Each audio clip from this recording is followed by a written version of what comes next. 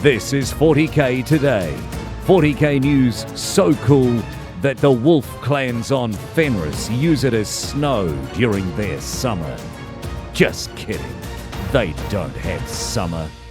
Hello and welcome to 40k Today. This is your 15-minute daily news and interview show that covers the entire hobby of Warhammer 40,000. We get competitive on the tabletop, we paint and kit bash with the best in the business, we find hobby tips, and we meet the most amazing people in our all-around awesome community. Today is Monday, the 6th of July, and on the show, we talk to our very own Steve Joll about writing his own short fiction. But first, we invite Innes Wilson to talk about a successful use of Tabletop Simulator to keep his community connected during the COVID-19 pandemic. First up, though, we have a poll question live on our Facebook page, so let's kick things off with that. Our 40k Today poll question of the week live on our Facebook page as of right now is, now that the rules for hashtag New40k have been fully previewed, how are you feeling? I'm feeling absolutely pumped or very disappointed. Make sure you come to the 40k Today Facebook page and sound off. We'd love to hear your opinion. We have a lot of heroes out there doing good work to bring their communities together. This week, we get to highlight Innes Wilson, who's been on the show several times. He's been coordinating a lot of online-only leagues to keep his community connected in Scotland. My good friend from across the pond, Innes Wilson, joins us to talk about what their meta is doing to deal with COVID-19. Now, you're doing something fairly innovative. You guys are actually one of the more active metas in the world. You want to tell everyone what you guys are doing right now? Yeah, so we set up as part of Team Scotland, we set up a Discord server, and I've run a full 5-round 40k League, 2,000 points of 8th edition. We're now moving on to our second one, another 5-round event that should end just before 9th edition drops, and then we're going to start going to 9th edition events online. It's been great. I copied Trevi from Tactical Tortoise. He was running those great, and I was playing in those, and I decided, well, why am I not just doing this for my own guys? Because we're all playing on TTS. Let's get this organized, and let's have some fun and get some organized play, because we all play tournaments. That's what we enjoy. Just playing one-off games with our friends was great, but having that set structure of you're going to play 5 different people over 5 weeks or 20 days, as it's been for the second league, and just get that the organized play where you have to play outside your comfort zone. You can't just play your friends that you're going to beat. You got to take a chance, right? That's cool. So how has your community sort of accepted it? Have there been a lot of adopters? Or are you feeling pretty good about it? Or what's been the feedback so far? So we got 20 people plus myself for the first one, and then we're up to 24 for the second one. But we got some switch around. So some people that played in the first one couldn't play the second one, and then some new people came in for the second one. We got some interest from some of the Welsh guys that are part of our community as well. So it's been great for community adoption. Not everybody's on TTS, not everybody's got a computer that can play it, not everybody's got time. But of our there's roughly 50, 60 people in our Discord server, and we're getting about 40% of them playing, which I think is a really good conversion rate for a server that wasn't set up for this. It was set up for something else, and we were just we'll come play TTS. I mean, getting a 20-plus person league together is good practice. I mean, you're still getting 5 rounds of good 40K. And I imagine if it's like a lot of the metas that I've been involved with, everybody sort of likes to beat everybody else. Oh, there are so many Scorpius, Mormon Scorpiuses. It's making me upset. Yeah, people have gone very cutthroat with it. People are taking a chance to play factions they don't normally get to play. And then because people are playing factions they don't normally get to play, they don't have how whenever you play your own list, you're oh, there's these units I always take, there's the things I always play with. When you go to a new faction, there's none of that. You just play the best stuff. So everybody's just no, what's the most recent tournament list that Nick Nanavati or Richard Siegler wrote? I'll play that. That doesn't seem so bad. So let me ask you this. Has one of the advantages I would say of TTS is the availability of being able to put anything on the table. Are you seeing some innovative, interesting lists, some things that nobody would, maybe not exactly, but 400 Grots would be an example. So yeah, someone in our previous league, I had the pleasure of playing Dave Brown in the 4th round of the previous one, brought 280 Grots and I'm working up. I think he went 4-1, and I think he just bored all his opponents to death or crashed their computers. But it worked. He was doing really well. He threatened to bring 480 to the second one until I told him that if he did that, I'd just kick him. Because TTS can't handle that, right? Yeah, TTS struggles with more than 150 models aside. But we've also seen my friend Gavin played a really cool list with a bunch of Venoms with the Dark Technomancers for the +1 damage on 12 shots each. So he's kicking out 62 damage shots a turn, which honestly just puts the fear in people. He played that in the first league, he made it to the finals. He's playing it again in the second league, and I believe he's already 1-0. So we might see him up there again, definitely doing well with it. A lot of people just running the new AdMech stuff. So some of the Welsh guys, Andy Oakham's playing 5 of the new AdMech Flyers. Tom Layton's playing double Paladin Grey Knights, just all the usual stuff. Tom Layton playing the old standby double Paladin Grey Knights. There's also go out on a limb, Tom. something in the region. I think there's like 4 Death Guard players in our second league out of 24 players, so I'm playing them myself. Another friend's playing 38 Possessed. Gavin Heritage from the Scottish team is playing 20 Blight Lords. So yeah, it's just not stuff that you would see on the table normally, because who's got 20 Blight Lords? But it turns out 20 Blight Lords and Fabius Bile, buff them up to toughness 6 and then power them to toughness 7. Don't die easy. No, that's kind of gross. So let me ask you this, I guess, one last question before we go. Do you feel like this practice is good for your meta? Are you guys getting to see a lot of different things and sort of because let's be honest, there's a lot of things that have changed with no information, right? Nobody knows what's going to be good because there's no events to look at. There's no stat center.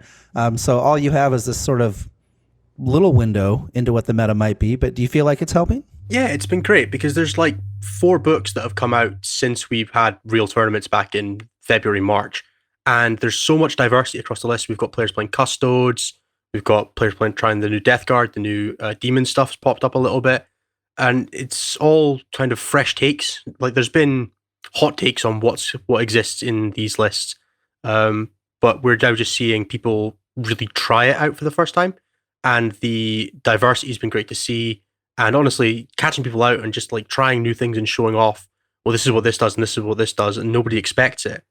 So players that normally like you don't see doing like massively great at singles events have had some really great successes here. And then some people that you would expect to be doing really well are trying new things and doing quite badly, which is quite funny to see as well. Well, it also, at a very minimum, at least gives you an opportunity to rib your friends, right? So nothing wrong with that. I mean, that's exactly what it is. And it just gives us a bit of groundwork to work with going into 9th edition that we've seen all this stuff on the table at least a little bit. And we can use that information to flood into what we're going to be playing once we start opening back up in a couple of weeks. We're able to start getting real games in again. Maybe some of this pops up onto the real table. I mean, I've been playing Death Guard a little bit and I might have just ordered 60 Plague Marines. So, take from that what you will.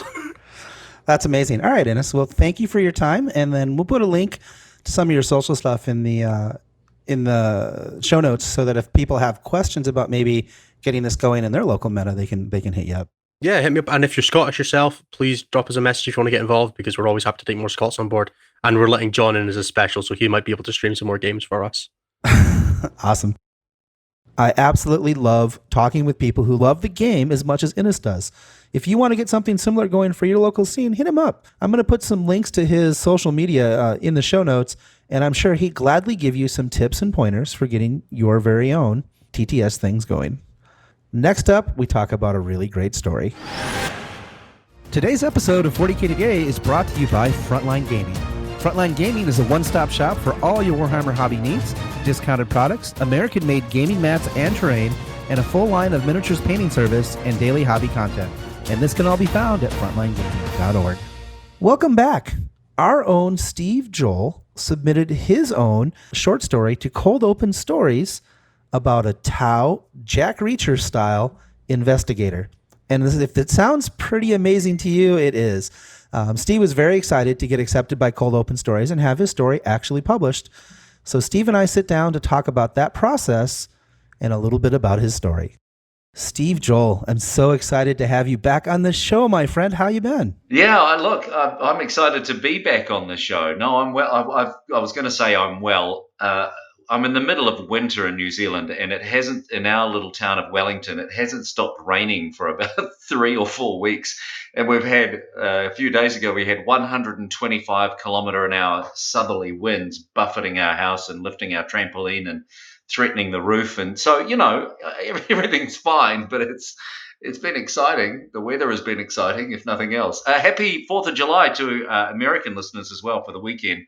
We don't celebrate that here, obviously, but on behalf, happy Independence Day.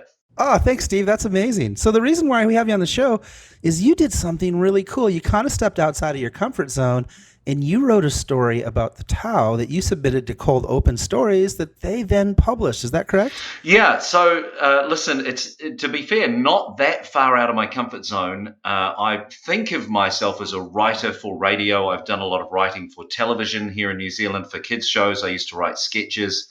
A whole long time ago, I was lucky enough to have a book published for what do they call it? Youth fiction, young adult readers.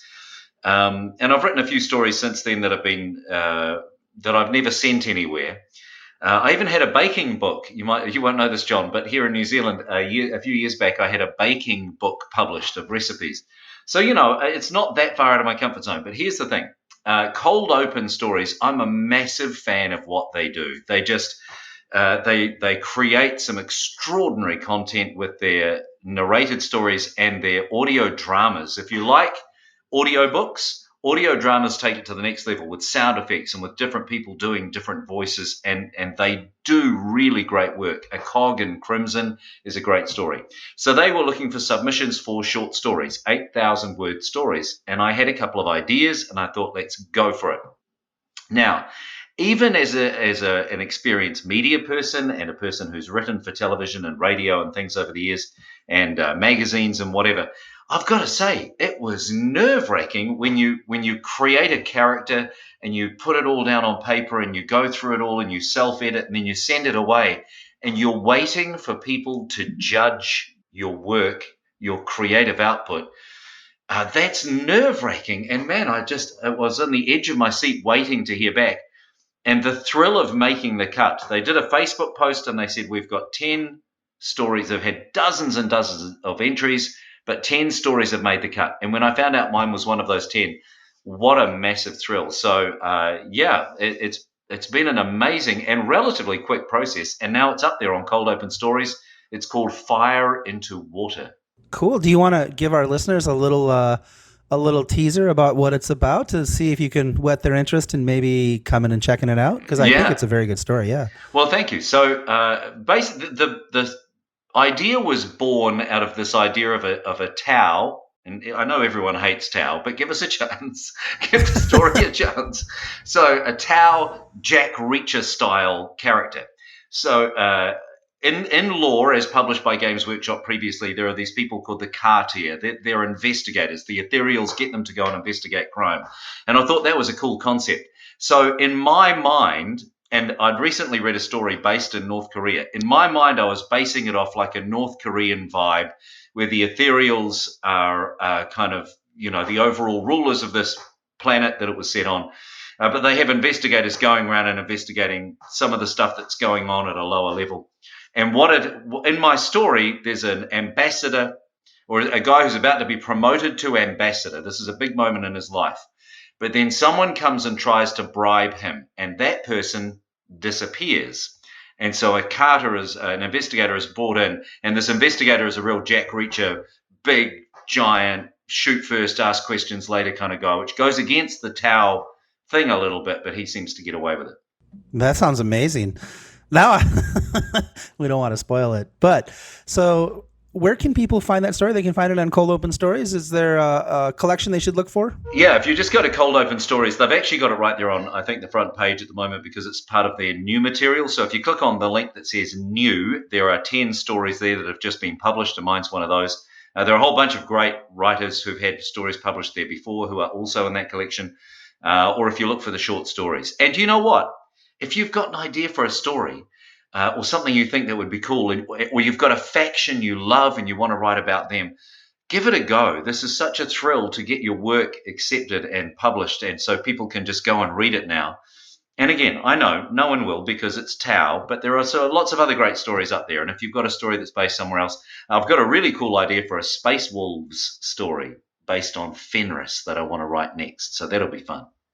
I'm excited to check that out. So, yeah, I mean, people should definitely take a moment and just go enjoy some short fiction. It's 8,000 words or less, so it's not too terribly daunting to read, and it's just a fun little bite-sized piece of lore. I think it's a great way to spend some time. Thanks, John. Really appreciate it, man. That was 40K Today, Steve Joll, and if you have any interest in getting your own story out there, Do not be afraid to try. Okay, 40K folks, let's get pumped up for the model of the day.